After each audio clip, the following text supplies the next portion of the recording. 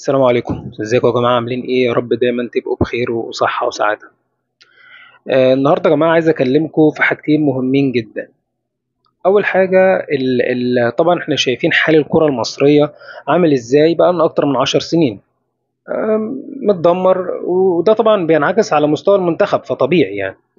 طيب النهارده هنتكلم ان احنا ازاي ممكن، يعني الافكار بتاعتنا ان احنا ممكن نحسن الكره المصريه، او الافكار اللي احنا مفتقدينها ان احنا نحسن الكره المصريه، غير الحاجات اللي احنا بنعملها طبعا. في حاجات تانية مفتقدينها المفروض تتعمل، جايز تساهم اكيد ان الكره مستواها يتحسن شويه والمنتخب يبقى كويس. وازاي نقدر نستعد لكل موسم، يعني ازاي مثلا كل فريق يقدر يستعد لكل موسم. طيب اول حاجه ان احنا نحسن الكره المصريه، طبعا في خطوات كتير جدا، اهمهم اعتقد اسرعهم طبعا كده كده الناشئين دول حاجه اساسيه. لازم تحسن الناشئين، بس ده على المدى البعيد، لان انت عشان تبدا في الناشئين وتحسن، فمستوى فرقتك هيبدا يتحسن مثلا بعد 5 6 7 سنين بقى، لما الناشئ يبدا يكبر وياخد وقت وياخد فرص وهكذا. طيب في حاجات ممكن اسرع شويه، يعني مثلا ملف الاعراض ده يا جماعه ملف مهم جدا، احنا مهملين فيه بطريقه غريبه الفرق المصريه. ازاي؟ يعني احنا معظم اعاراتنا الخليج، لان غرضنا الفلوس. معظم اعاراتنا ببعت اللاعب الفلاني دوله خليجيه علشان خاطر من وراه فلوس، لكن يتحسن اداء اللعبه وما يتحسنش دي مش قصتي، مش مشكله، عادي ما بفكرش فيها. يبقى رقم واحد، اي لاعب يطلع اعاره دوله خليجيه اعرف ان هو طالع علشان خاطر هو فلوسه، هو ياخد فلوس والنادي هياخد فلوس، لكن حته اداء اللاعب دي ما بيبصش فيها دلوقتي يعني. تمام. اعتقد ان احنا لو عايزين نحسن اداء لاعب، ما نروحش للفرق اللي بتدفع اكتر، نروح لفرق بتلعب كرة كويسة وهتحسن اداء اللاعب ده، لو انا غرضي احسن اداء اللاعب وارفع اداء فرقتي.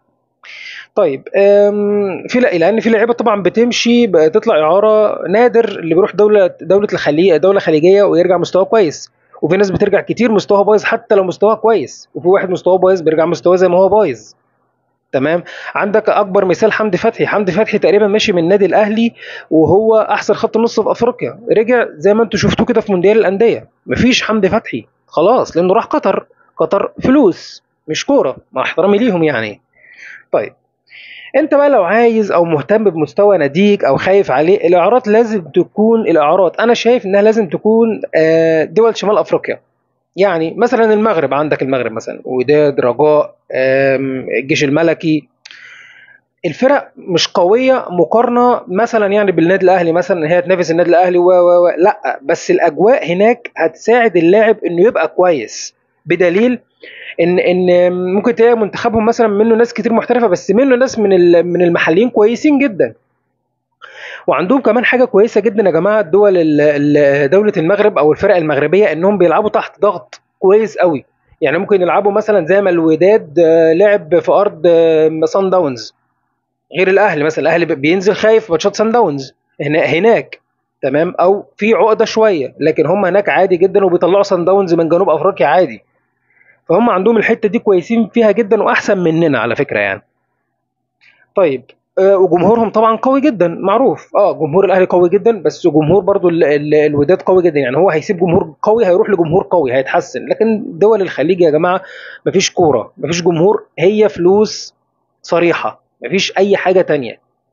انت بقى لو قدرت تحافظ على مستواك في ظل كل التسهيلات دي كلها، وان انت مش مطالب باي حاجه في دول الخليج خالص، انت رايح تعمل شوبنج هناك بس وتلعب كده تفاريح وبتاخد فلوس بس مش اكتر، يبقى انت مش فارق معاك مستواك. طيب يبقى اول حاجه فرق شمال افريقيا، او دول شمال افريقيا زي المغرب، الدوري ده ممكن نطلع له لعيبه. يعني ممكن مثلا لاعب زي احمد عبد القادر، لاعب زي حمدي فتحي، ما فيش مشكله لو بعتنا اعاره الفرق من دي، وما هيصدقوا، لان اللعيب مثلا حمدي فتحي كان كويس جدا سوبر ستار، واحمد عبد القادر طبعا نجم. فلو الناس دي كانت راحت كانوا هياخدوهم عادي، وهيبقوا عايزين يعني يطلعوا لهم اعاره، مش هيمنعوا ان انت تبعت لهم اعاره اللاعب الفلاني لانه لاعب كويس كمان ومبشر. فكان مستوانا هيتحسن اكيد، او مستوى اللعيبه ده هيتحسن وهيبقى في مكان تاني اكيد، انا كنت متاكد من كده، غير قطر طبعا يعني.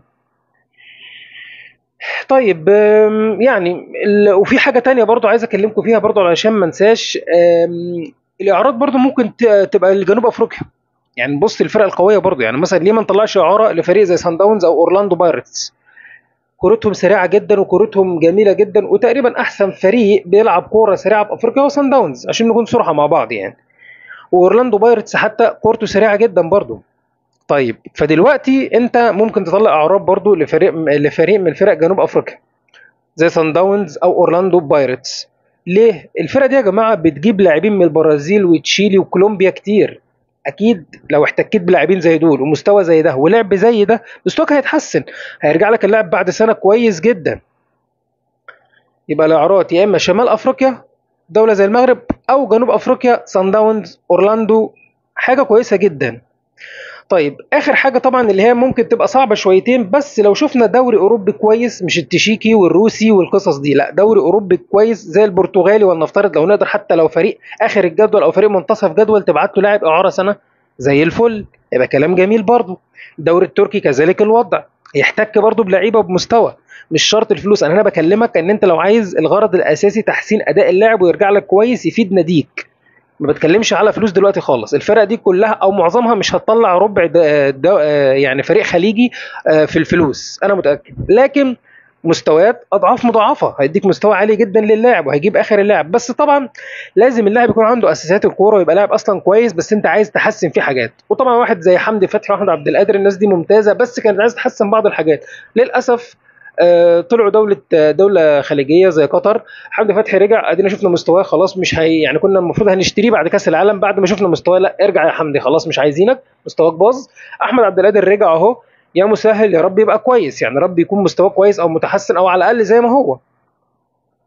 تمام. فدي اول حاجه عايز اكلمكم فيها. تاني حاجه الاستعداد للموسم الجديد يا جماعه. اي استعداد للموسم الجديد يا جماعه، الوديات يا جماعه مهمه جدا. احنا ما بنلعبش وديات خالص. يعني ايه؟ يعني ايه المشكله مثلا لما نلعب مثلا وديات مع سان داونز؟ برضه فرق القاره قويه والله، يعني نلعب وديات مع سان داونز، نلعب وديات مع اورلاندو، تمام، نلعب وديات مع الوداد، مع الرجاء.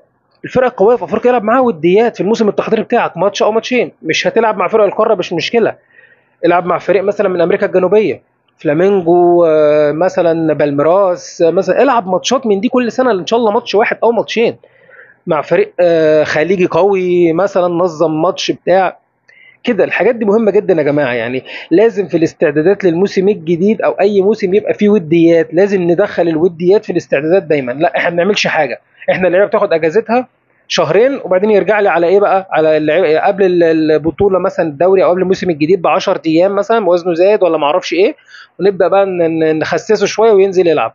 عشان كده الموسم الجديد بيبدا مفيش لعيب بشوفه متحسن اساسا في مصر، كل اللعيبه مستواها ثابت ما بيزيدش. فلازم يا جماعه الوديات، ونحتك بانديه كبيره وبانديه قويه وبانديه بتتعبنا في افريقيا نحتك بيها في الوديات، وانديه برتغاليه، انديه اوروبيه، لازم نحتك بالانديه دي. بنقابل دايما في كاس العالم للانديه فرق من امريكا اللاتينيه، دايما لازم نقابل فريق برازيلي. ما نلاعب فريق برازيلي في وديه في كل سنه، ايه المشكله؟ بالذات الفرق اللي بنقابلها فلامينجو ولا الفريق التاني بالميراس.